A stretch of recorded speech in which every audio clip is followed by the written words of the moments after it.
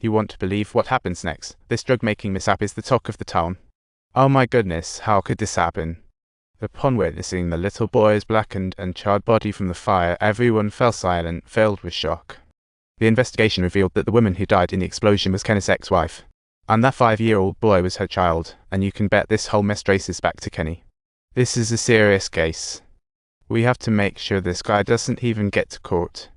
Once we catch Kenny, we send him to jail and let our guys handle him in there, but that's not going to be easy.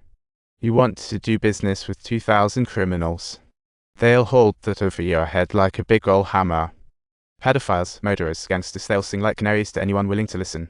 Mike approached the 2 major drug gangs in town, looking to negotiate a little deal. We're sending that guy away and giving him the beatdown of a lifetime. Meanwhile, through a series of clues, the police tracked down another possible hideout of Kenny's, prompting the SWAT team to swiftly assemble and be fully armed for the apprehension, but unfortunately, they still couldn't catch him. They even lost one officer in the process, while Mike was trying to juggle both gangs. To handle Kenny in jail, he'd need to seek help from a powerful individual, thereby owing someone a big favor. And the Eye-Roll gang and the crippled crew wouldn't pass this chance up. What a twist. The elusive killer actually sought out Mike for help. I'm going to choke you to death, hurry up and fix that tire. I don't want to touch you, you're utterly useless, you deserve it, you're such a disappointment. Everyone, I mean everyone, wants you dead, even me. But Mike gave him a chance to explain. Turns out it was just a mishap. But now it's too late. Once he's locked up, those gangs are going to come for him. In less than 5 minutes, he'll be dead in jail. Mike decided he should turn himself in. Maybe he could save his life. This way, the police would treat him as a death row inmate and keep him safe until trial. But when he arrived at the station, everything changed. The officers didn't play by the book and sent him straight to jail. Mike had no idea things would go this far. Kenny was locked up, and it's hard to imagine his fate.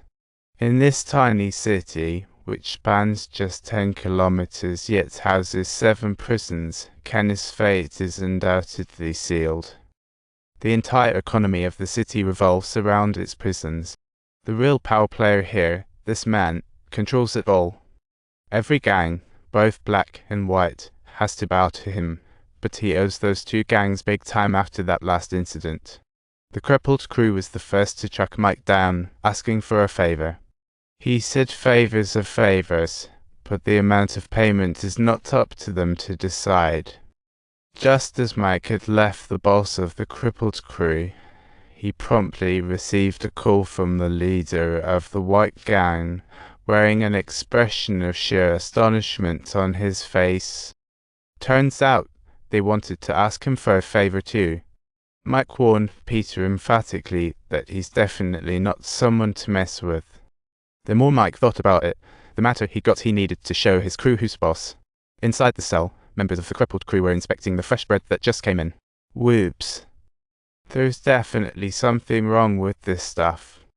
They had no idea the boss had messed with Mike and better be ready to pay the price. Mike laid down the law. Now everything you have, regardless of what it is, belongs to me. After finishing off the gang members, the situation calmed down for now. With all the gang leaders locked up, chaos reigned. With the power vacuum, the 2 gangs clashed for control. Even with tear gas, the guards struggled to control the riot. Amidst the extreme chaos, white inmates took advantage of the situation to launch an attack on the black gang member. But the sharpshooter's aim was off and he ended up shooting the black gang member. Now that's trouble. The gang leader was furious after hearing the news. He stormed over to Mike, swinging punches and throwing kicks. What really ticked him off was that his brother got stabbed in the back during the attack. The partnership between the 2 parties was hanging by a thread, having almost collapsed, with trust completely shattered. Meanwhile, the instigator, the white gang leader, was grinning ear to ear. Even though the gang's leader was also locked up, he firmly believed that they had just taught the rivals a harsh lesson.